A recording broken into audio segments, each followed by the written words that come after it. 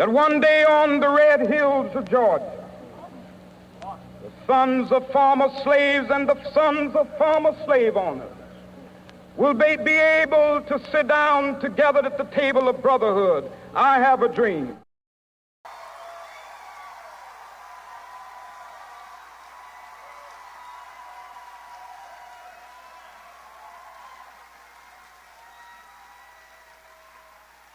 For when we have faced down impossible odds, when we've been told we're not ready, or that we shouldn't try, or that we can't, generations of Americans have responded with a simple creed that sums up the spirit of a people.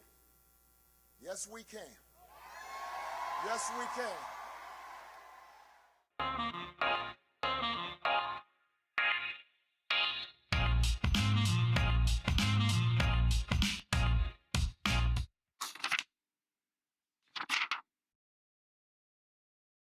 What makes a great leader? What makes a Gandhi, an Obama, a Churchill, a Martin Luther King? Is it great speaking skills? Is it great logistical or military capacity?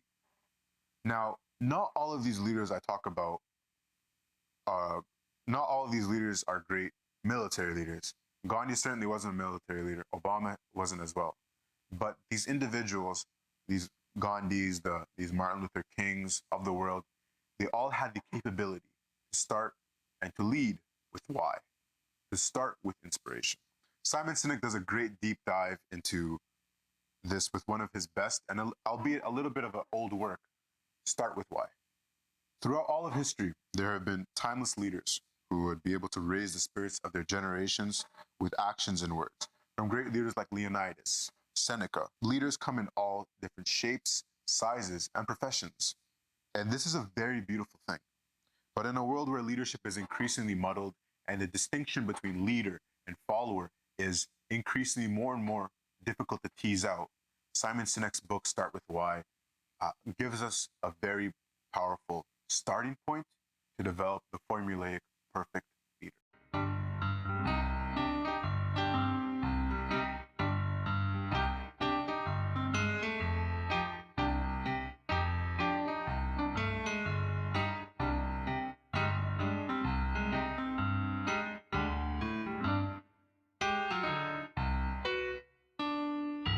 So, in the 1900s, Sinek describes how there were two groups looking to be the first to fly. The first one, Samuel Langley. Samuel Langley is this individual with US government backing. He has millions of dollars in sponsorships. He has all the money in the world, all the resources in the world to be able to become the first man to fly. He has the institutional powers, all of these capabilities. The other group are the Wright brothers. They are coming straight out of a little garage. They have far less resources. They're bootstrapping their way in order to become the first people to fly. Now, we all know how the story goes. The Wright brothers are the ones to become the first individuals to fly. And this kind of begs the question, why was the group that had all the resources in the world, all the power, all the wealth, everything that you could possibly ask for in order to reach a goal, why were they the ones that were not able to reach that goal? And this all comes down to this idea of the why. So the struggle is guaranteed, the success is not. And when it comes to Samuel Langley and the Wright brothers, either one of them could have been the first to fly. But the Wright brothers were the first because of that raw desire and that raw idea of wanting to see what the birds see, wanting to feel the thrill of flying. Whereas Samuel Langley, his desire was more short-term, was more, I want to be famous, I want to be known, I want to have wealth, I want to have power, I want to have money. And this is more manipulative versus inspirational. So Simon Sinek describes these two traits, this idea of short-term gain versus the desire to actually want to do something for the sake of doing it, as manipulation versus inspiration. Manipulation is very easy to define. Think of Black Friday and this material short-term promotion. You have 50% off of this, 20% off of that, 30% off of that. Fear of missing out. Don't miss out. It's only a one-day thing. It's only a one-week thing. It's only a one-month thing. It's very short-term in order to get you, as the consumer, to do something, to buy something, to purchase something, to do a specific behaviors in essence. And even when it comes to, if you see like for the New Year's, a lot of individuals will make this, I want a resolution. I want to go and become stronger and lose weight and all these things. And the gyms know this. So that during the New Year's, 50% off, 30% off, so on and so forth. And all manipulations here are transaction oriented and they cost money. They're effective, but they're only in the short term. That resolution, that 40% off at the start of the year will only last for a month. And it's only effective for that individual trying to lose weight or to get stronger or to be a bit more healthy for that first month. It doesn't elicit and it doesn't allow for continued progress and continued behavior. All manipulations utilize tactics like price gouging. Think of Black Friday or Cyber Monday, 40 and 50% off. Promotions, fear of missing out, aspirations, and peer pressure. While these things are useful, they don't build loyalty. The golden circle. Cynic describes in nature there's the golden ratio of 1.61, and this defines the symmetry of leaves and snowflakes. He argues in life and with inspiring people, there is such a thing as a golden circle.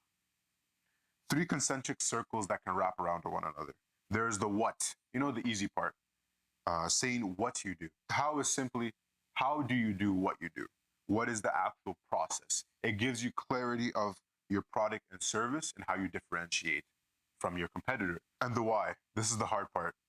This is why you do what you do. There's a famous saying of, people don't buy what you do, they buy why you do it. And a great example of this is Apple and the original iPod. It was not the best or most innovative product there. There was a Sony Walkman that already existed. There were other MP3 players. But the idea of 100 songs in your pocket really elicits to the consumer why Apple is creating this product. It also elicits to the consumer how Apple is creating this product. And this is why Apple has consistently beat the market and consistently generated long-term success and long-term loyalty. One of Apple's secret tenets and the why of what they do is they desire to challenge the status quo. So when it comes to their competitors like Samsung and Sony, who are consistently innovating and building all these new fancy features, Apple is a lot slower to the mark. And Apple is a lot slower to the mark because all of these fancy features do not necessarily allow for a better user experience. And for business and everything else in life, the cycle to long-term sustainable success will always be why, your smallest circle, how, and what. And clarity of why inspires people and moves you beyond the idea of manipulation. Discipline of how helps you to identify and stick to specific values and principles that you'll use as guardrails to bring the why to life. And consistency of what is the results from the actions defined in your how. Building trust with why. The best leaders galvanize and build support by building trust with their why.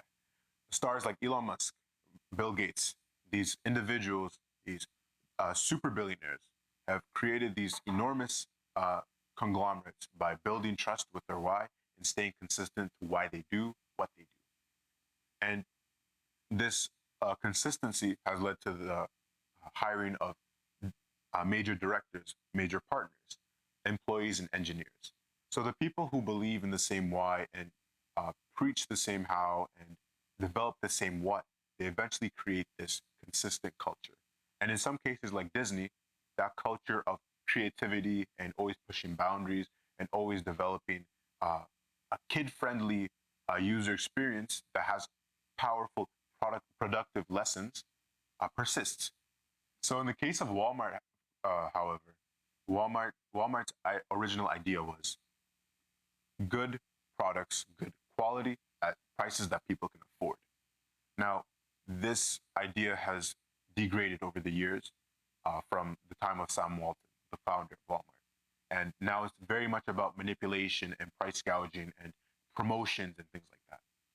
And this culture in contrast to Disney, is dead and needs revitalization. It needs someone to come and step up. It needs a leader who can start with why.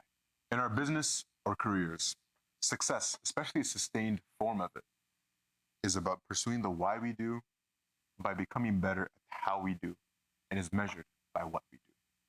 Just like passion needs structure to survive, structure also requires passion to grow. And to close this off, I want to emphasize a powerful story that really illustrates why starting with why is so important.